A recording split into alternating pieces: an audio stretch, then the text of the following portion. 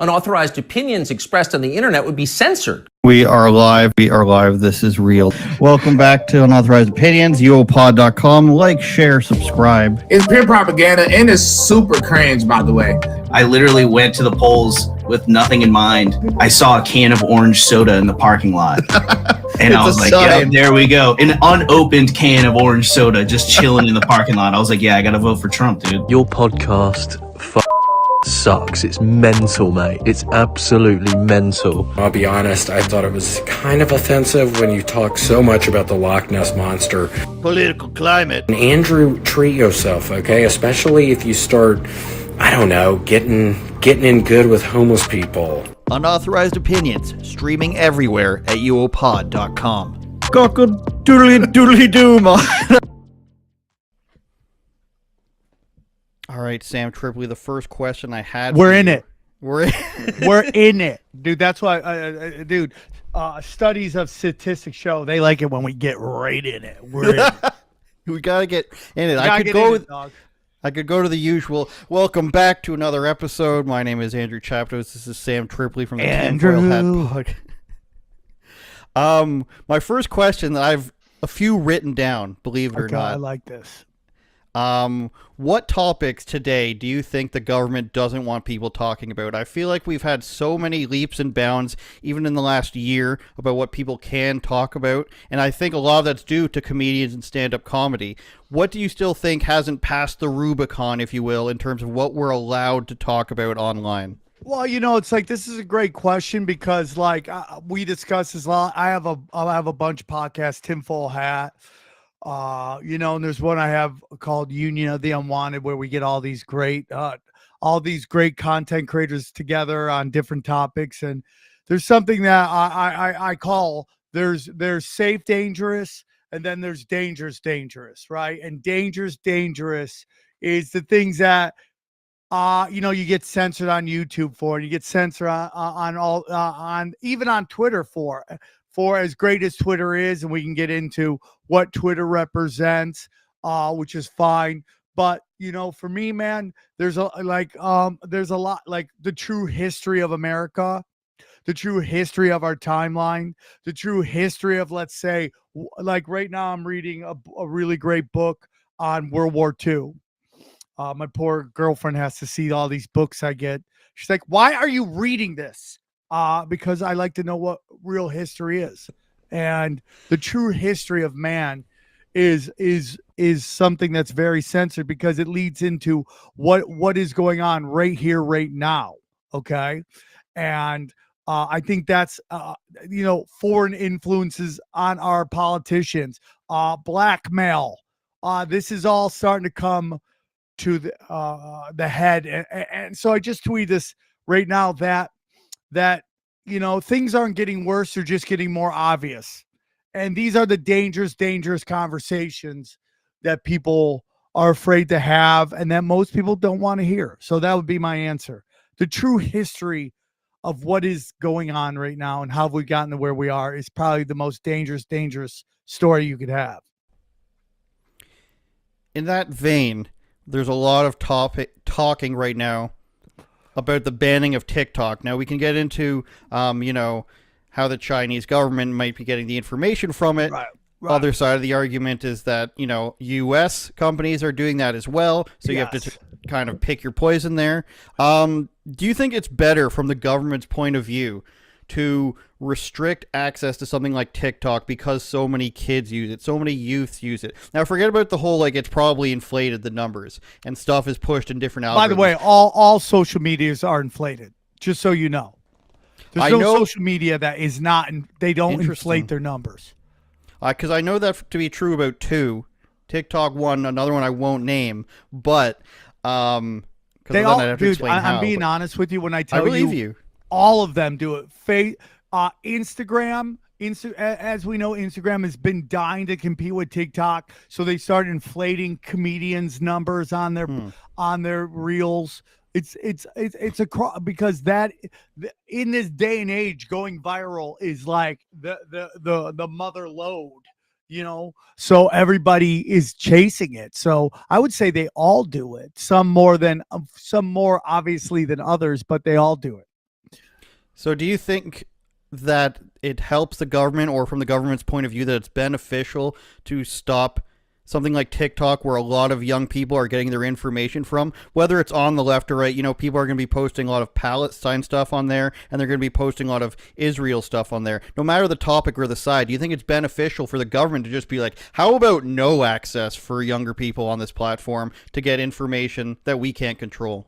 Well, what I will tell you is this, is that in 2024, we should honestly not give a shit about what's best for the government or what the government thinks is best.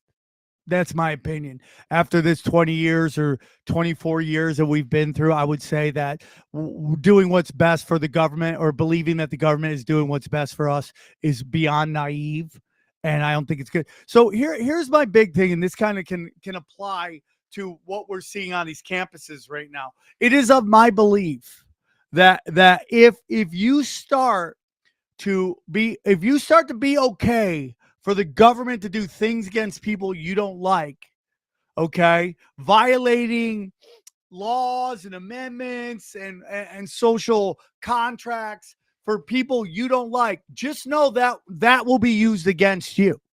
So as we see everyone starting to lose their minds about these Palestinian protests, and people on the right who are so okay, who are like constitutionalists, defenders of all the amendments, okay with these kids' amendments being violated, just know that will come back to you. And eventually there will be a time where people might want to take to the streets because they don't like something the government's doing, and because you've created a precedence in which you're okay with the government doing against people you don't like, then they will be used against you. So how does that apply to what you're just saying?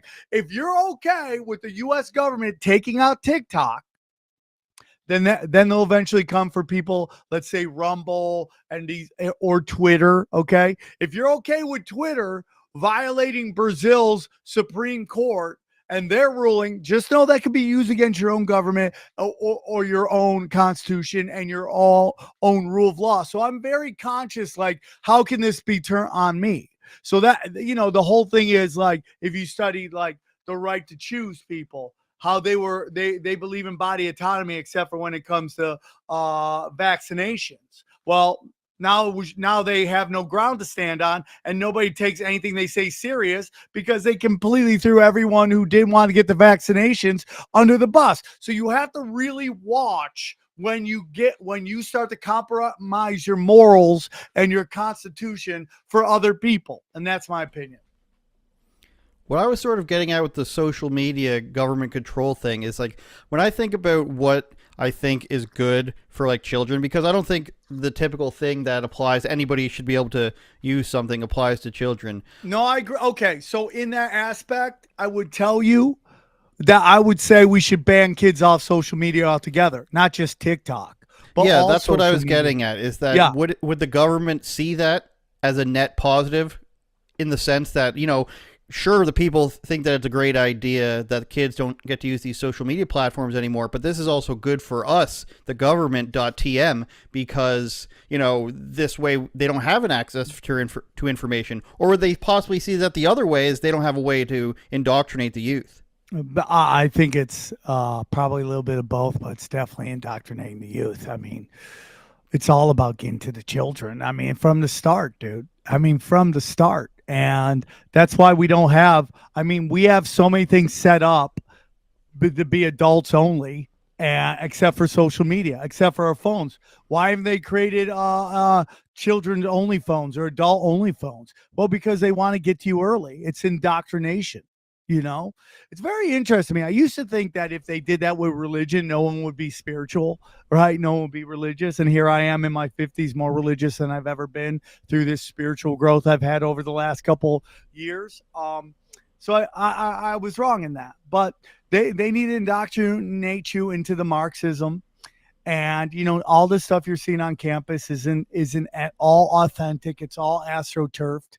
So yeah, they would lose their ability to basically brainwash the children, and that's the most powerful thing in the world. You pay your attention is the most important thing, and that's why like everything Hollywood's panicking, not because they're losing money, because all the companies at the top, it's only 5 or 6 companies, they just get bailed out by the Fed with the Fed funny money, so they don't really care about that.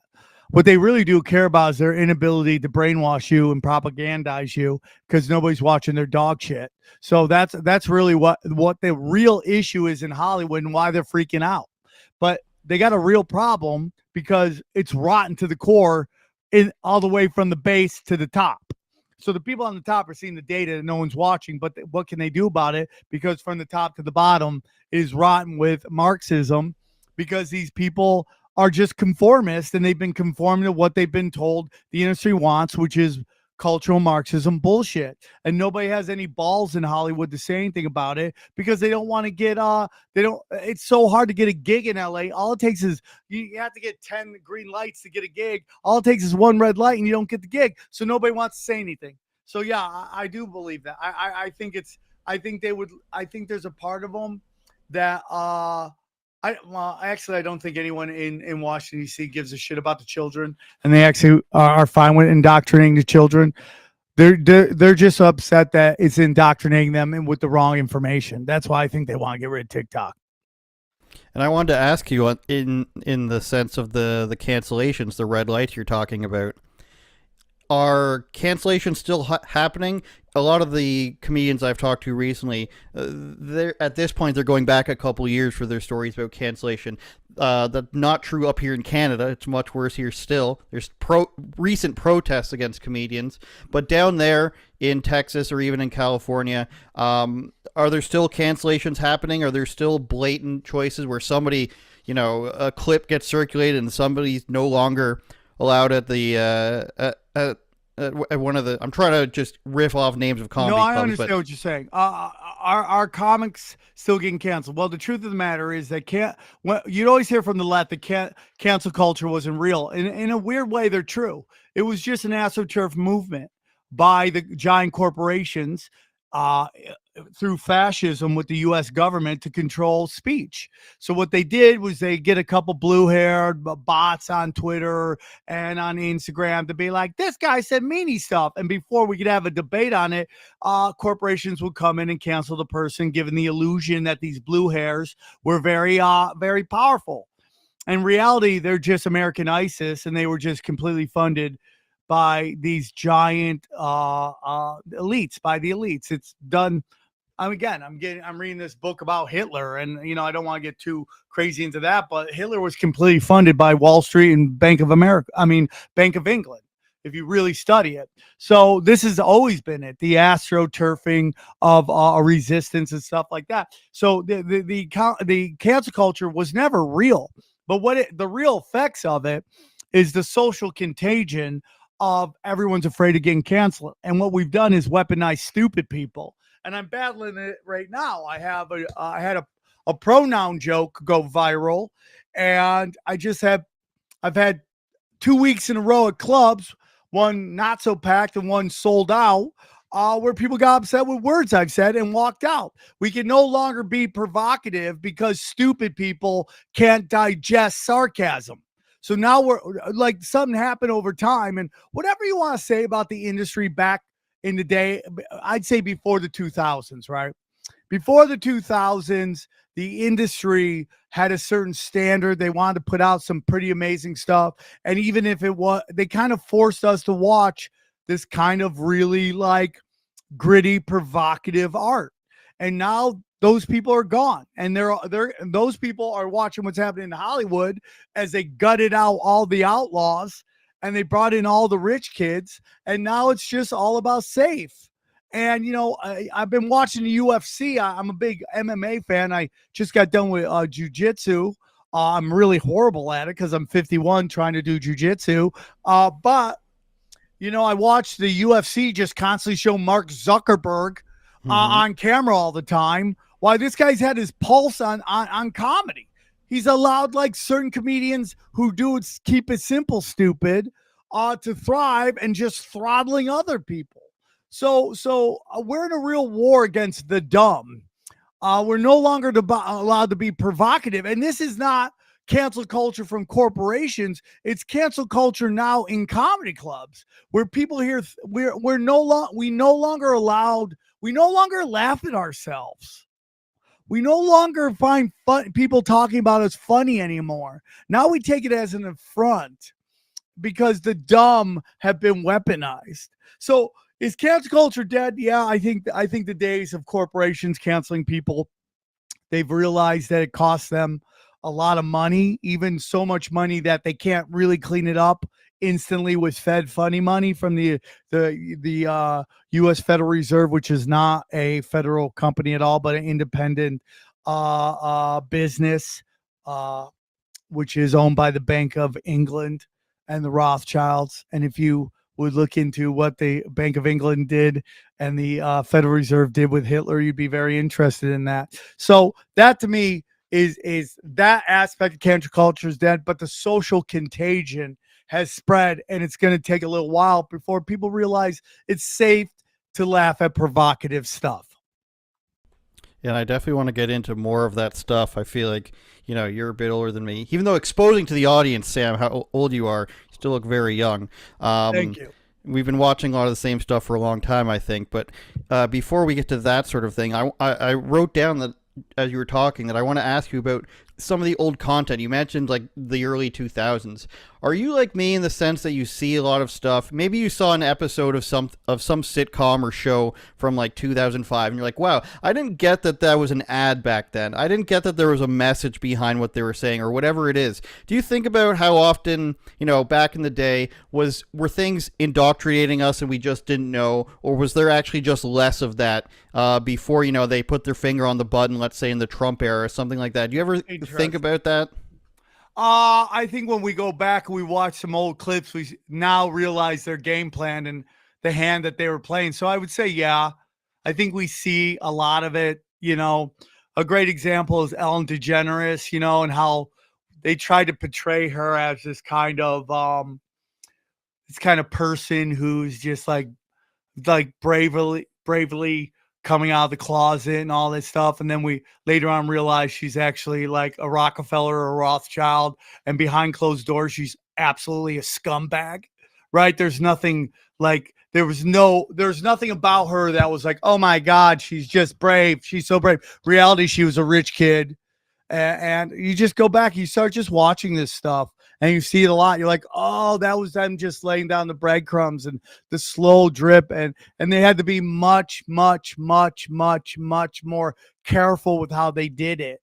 And now, and it's almost like every generation just moves closer and closer. I'm of an age where I grew up where like metal, not just like, and I'm not talking like, 70s rock and roll, which was very, very much deep in satanic Satanism and all that stuff. But, the rock and roll, like shout at the devil and all that stuff we took as raging against them, the church, which we were sold on, that was like this kind of oppressive, hating gays, pedophile network. In reality, we don't realize that was the same people pushing the satanic, Satanism are the same people telling us about the church. So, in that aspect, there's a lot of that stuff as we kind of look back on all of that stuff, how they had to slow roll it out for sure. Commercials like that, sitcoms like that,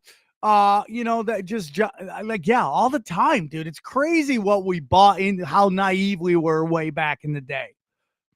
Hey guys, hope you're enjoying the podcast with Sam Tripoli. I'm here with Max the Cat. He's a little chunky. Go to patreon.com/UOPod for all the added content. For just a few Canadian dollars a month, you can help us become Joe Rogan. You can even help us help yourself become the Raptor superfan. Nobody knows how he manages to afford those tickets, or you can become an unauthorized person and suggest topics and videos, which we have done before. You will get the podcast with Anomaly. You'll get the advance notice on all the projects coming up. You will even get the extended versions and the exclusive versions of the Streeters. John Doyle and myself in Texas, Max, we've got it for you. So patreon.com/UOPod. Hope you guys go there if you like the podcast.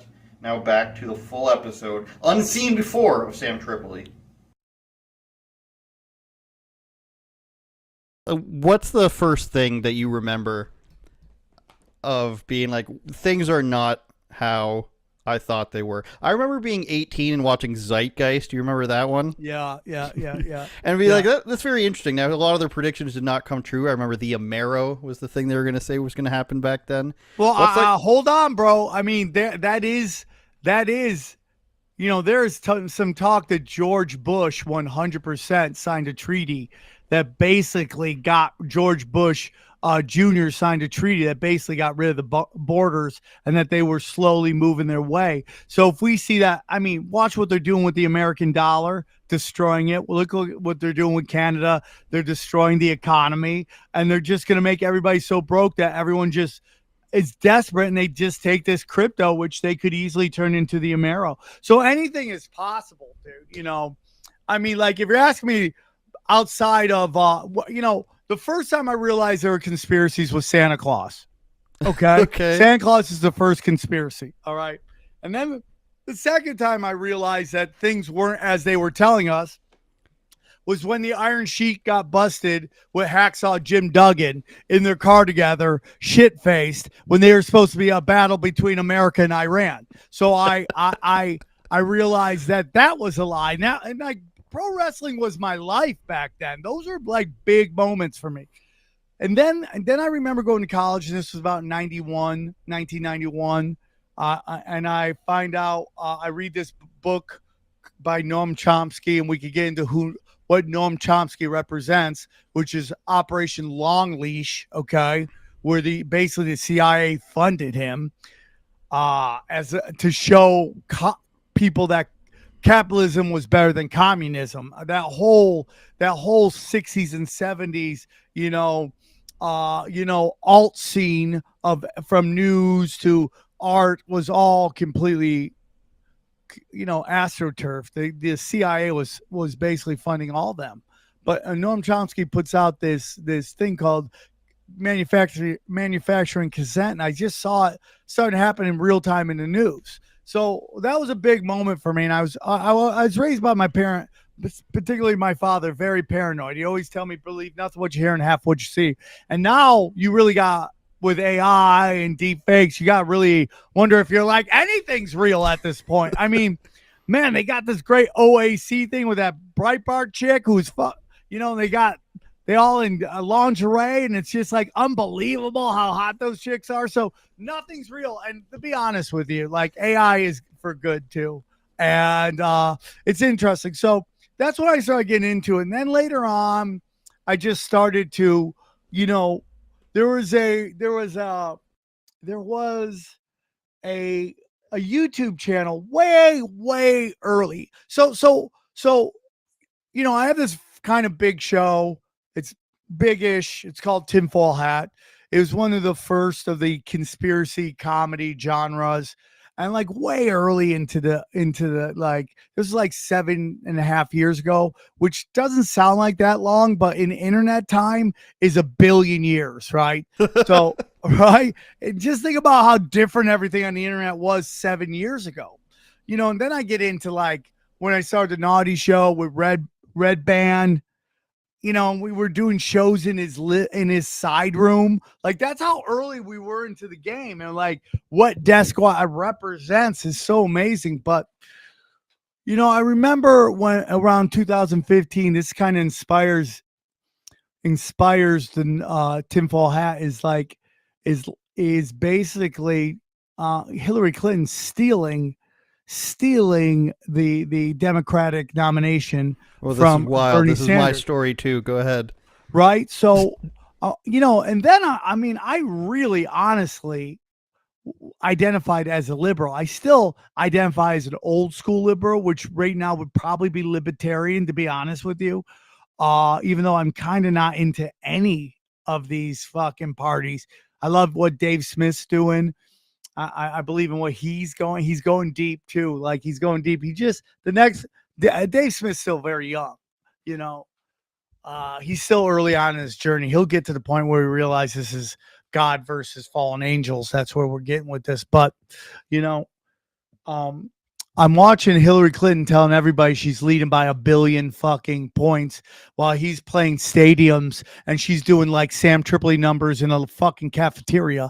I'm like, you know, at the time I couldn't draw a fucking shit. I maybe put 40 people, and like me and Hillary Clinton had the exact same poll at an event. And like, I'm like, and this is the whole part of Marxism, is to get you not to believe your eyes, your ears, or the wisdom of your experiences. And I didn't understand that yet. I didn't understand cultural Marxism at the time, but that's what was happening. They were telling us, don't believe your eyes. Don't believe what you're hearing. Don't believe the wisdom of your experiences that says a woman who can't even fill a cafeteria is beating a guy who is doing stadiums. So I started watching that, and then I was watching people like Jimmy Dore, who's like early on into his journey. You know, Lee Camp, who's like definitely more leftist than I am, but he was talking about like exit polls. And I was just like, and he's totally right. He's like, dude, the Federal Election Committee says if exit polls are off by like 3%, there's election fraud. And these things are off by 14 to 15%. And I'm like, wow, dude, something's definitely going on. And right about then, I discovered this kind of channel that's kind of doesn't produce anymore. I tried to interview him one time. It was just too weird of an experience, so we had to end it. His connection was bad, but it was Storm Clouds Gathering. And he did this real deep dive on what was going on in Syria. He did another real deep dive into Benghazi and how Benghazi and Syria are all connected. And I just saw it happening in real time. And I was like, damn, dude, damn. And then you're like, dude, I fell for chocolate Jesus, dude. I thought Obama was changed. And then you realize that they knew America hated old crusty white guys. So they ran an old crusty white guy against power bottom Jesus, right? Chocolate Jesus. And then, dude, it's like, I've said this before, like, things aren't getting worse. They're getting more obvious. And all this shit's coming out. And like, we just like how naive we used to be. And whatever the internet is, brother, it got away from them. It got away from them. And now, I mean, this is why they're desperately trying to censor the internet. And that's where I am right now, dude. I mean, like Hillary Clinton really opening Pizzagate. Dude, you just study everyone's Pizzagate's not real. You're like Jeffrey Epstein. At the least, it's Jeffrey Epstein. At the minimum, it's Jeffrey Epstein. Okay. But I mean, don't even mind that piece of shit talked about canned tomatoes in his basement. And I was like, we don't have a basement. Yeah. There was no basement, Sam. All right. Okay. And then the guy who shot up the pizza place, his father worked for Habitat for Haitian Orphans, which was funded by the Clintons. A week before his shooting, he gets in a giant accident, maims some people. They're like, dude, you can go to jail for a long time, go to jail for a short time. Which one are you going to do? Walk in there and we want you to just shoot up the computer. And that's how he shot up. So people can say whatever they want. In 2019, Hillary Clinton and the Clinton Foundation had 5 different people get charged and put on trial for child sex trafficking. You can say whatever you want. And now we know that this shit is rampant everywhere. Sexual blackmail, all that shit. And that's it, dude. And that's where we are. And like I said, Tinfoil Hat still going, still top 100 comedy podcasts in comedy in Apple Podcasts. And this is after 7.5 years. If I was wrong all the time, no one would listen to the show. I know podcasts that were full of shit that are no longer around. Just talking dumb shit, believing in Mueller and shit like that. For me, I think back to, Godsend Chris Cuomo saying, it's illegal for you to look at the stuff. Get it from us at CNN. And I was really skeptical that Trump was even actually going to run. And then that it was still all going to go through. I was just like laughing along with his jokes in the primaries, right? And then I was like, let me just see what these Clinton emails are all about. And then one after another, it was like, so they really think this. This isn't just like a Bond movie thing where it's like, we must keep the population dumb and unaware. Like, these are things they're saying in the Podesta emails. And then, hey, who wants to be on this board of directors? Who wants to be the ambassador to this place? And just saying, like, does anybody want to take these jobs? $1 million, I think it was, for the president of Morocco to meet with Bill Clinton. All these things, one after another, that you would think that were only in movies. These things were all true, all written about by, the highest officials in the country. Yeah. And then still, after reading all that stuff, I was like, it doesn't matter. Nobody's going to care about this stuff. Nobody's going to talk about this stuff. Because at that point, I've been watching politics for a couple of years, and the debates, they were all still saying the same thing. And then when Trump came out and said, WikiLeaks, they did the WikiLeaks. And I was like, oh my God, that he actually said it, right? So that's where that comes from. But you mentioned like the old podcasting days, and I remember before I was in the military, so it was like 2008, 2009, just watching Rogan and having another browser open to type things up and look them up, which is the thing you did at the time, and just getting into like these UFO videos, religion videos, and that's where I think it really all started for me. And you talked about like the old internet, and that stuff was just, YouTube was just anything back then. Dude, it was so great. We really didn't realize how good we had it in 2014. Like 2014 to me was peak internet. It was the best. We were blessed. We could find anything and everything we wanted. And now it's just become, I think it's called a Potemkin village. It's a dead internet. Most links don't lead anywhere. Google is a giant fraud. Go to the last. Oh, we found 200,000 pages of information. Good luck getting past 12 fucking pages, dude. It's like people are waking up to this. And listen, dude. Everybody thinks I'm crazy. Okay. I can't express to you enough how I'm the cuckoo guy in LA. But what do you mean? I've just been right the whole time. I've just been right. But the problem is nobody goes back and keeps score. They just keep moving, and they're always 6 to a year behind me. And it just sucks because we're going through some crazy times right now. And I'm just watching all these comedians do absolutely nothing about it. And they just keep saying the stupid same shit. And they're just acting like the Titanic isn't sinking.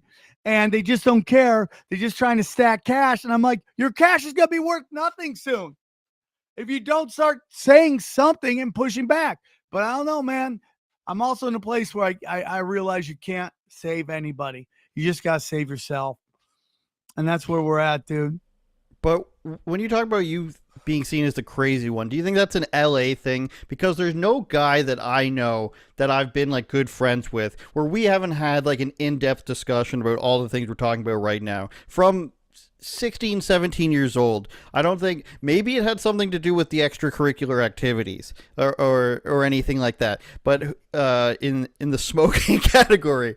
But I don't know. Why is it like sometimes when I watch like see a clip from a podcast from LA, the guys don't realize that they're like this LA point of view. They'll say something sexist, or they'll say something like, how can you say that about trans or something like that?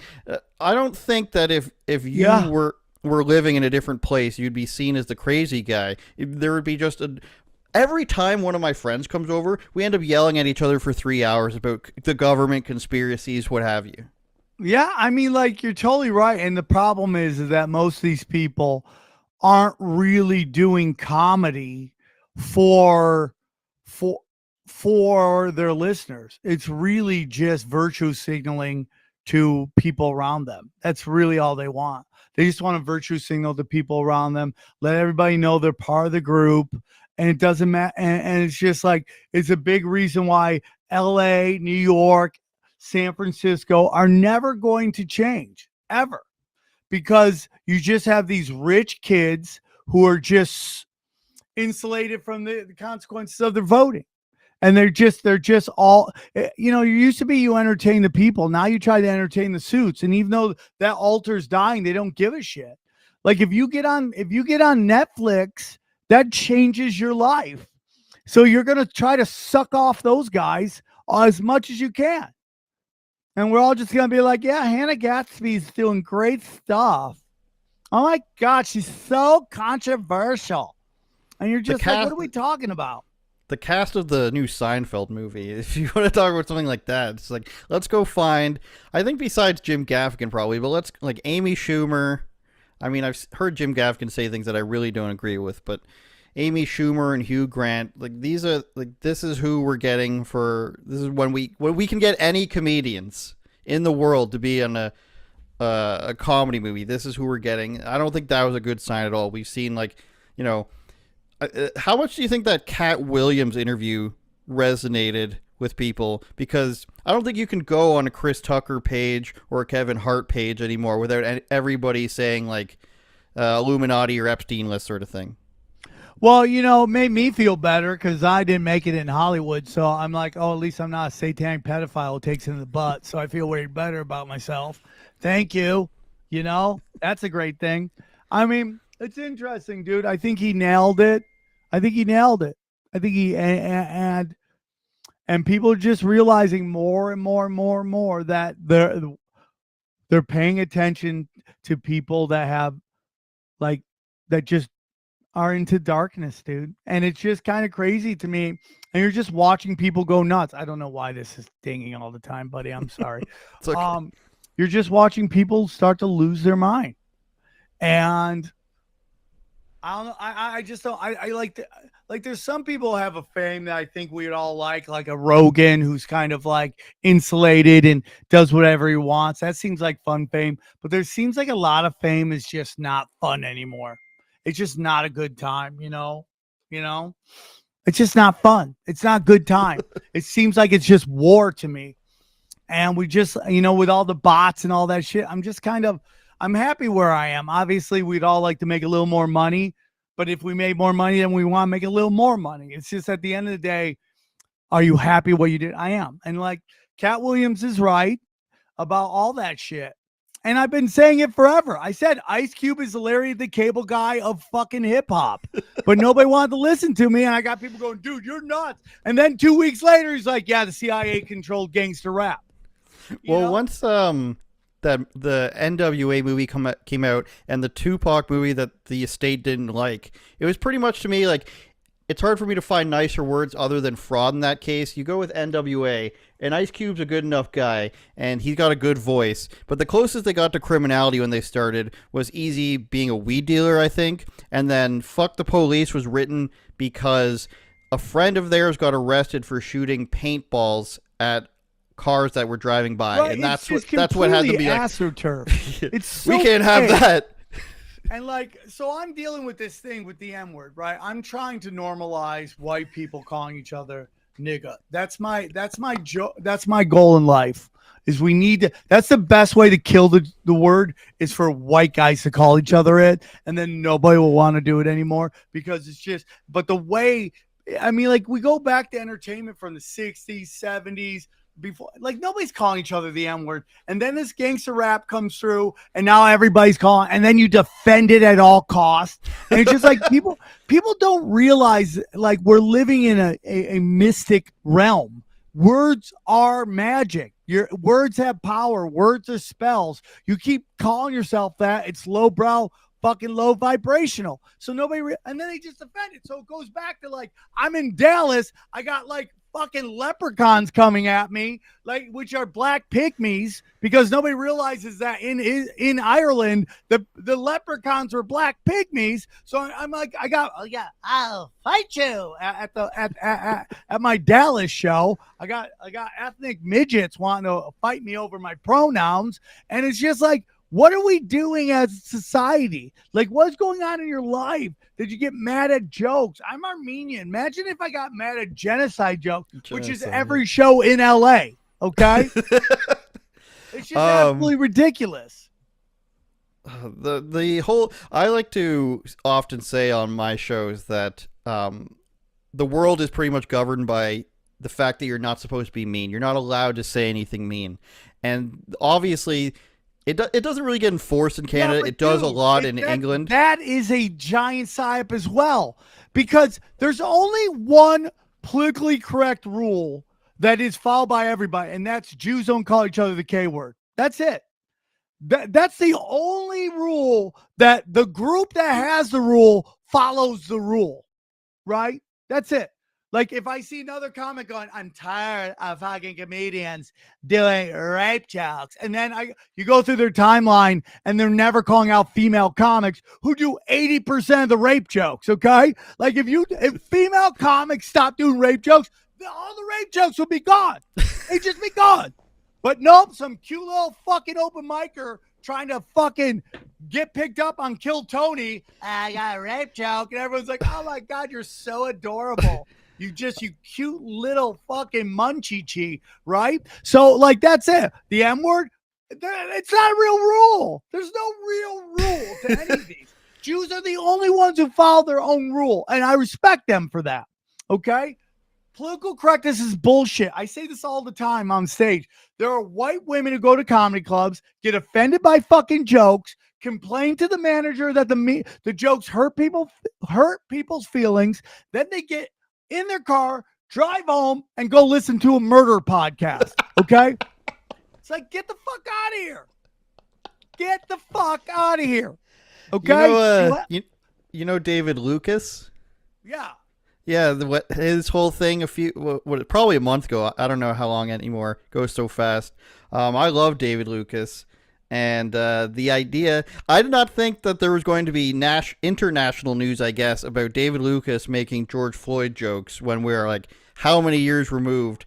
He's black, and the death threats that he was getting for making George Floyd jokes was amazing. Well, I wonder, like, have you not seen David Lucas perform before? Well, that's the problem. When you clip something up and you put it out, it takes it out of the room of people to see you, and it gives it to everybody. And then people would normally not even come to your shows are commenting on it. Okay. And it's like, I'm fine with people getting upset, but the notion of wanting to go fight somebody because they did a joke. Now, I've shown up to people's houses to curb stomp them because they said shit about my kids. And I'm going to fuck that dude up.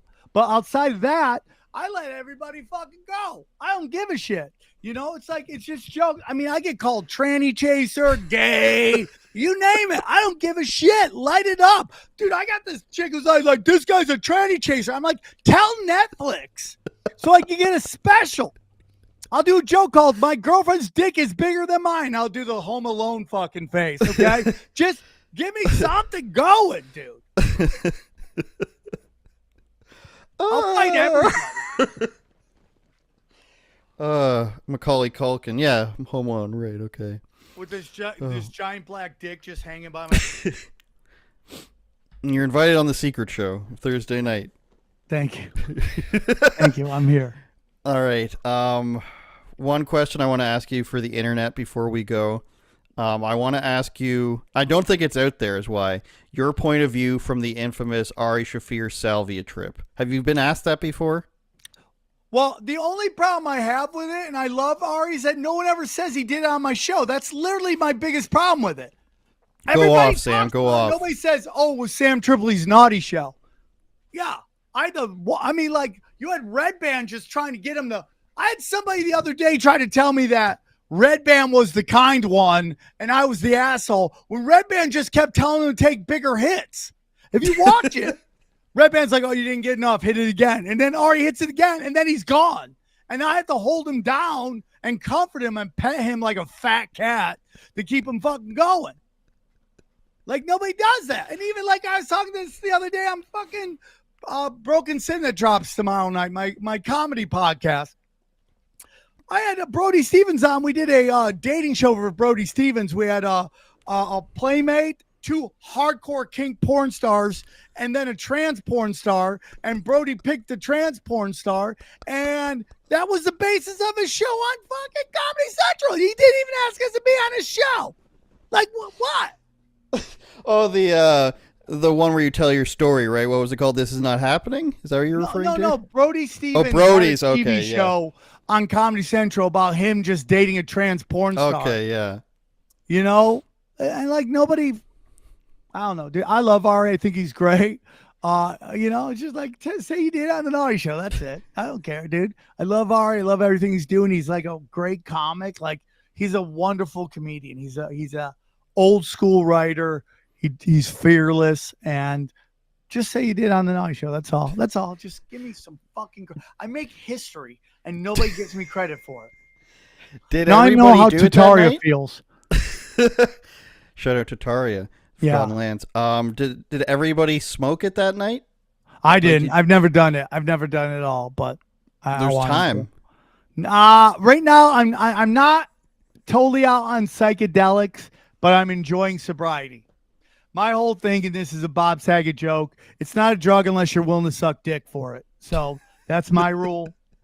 So, shrooms, I don't know, maybe someone sucks some dick for some acid. I don't know, but that's as long as you're not sucking dick for it, it's not a drug.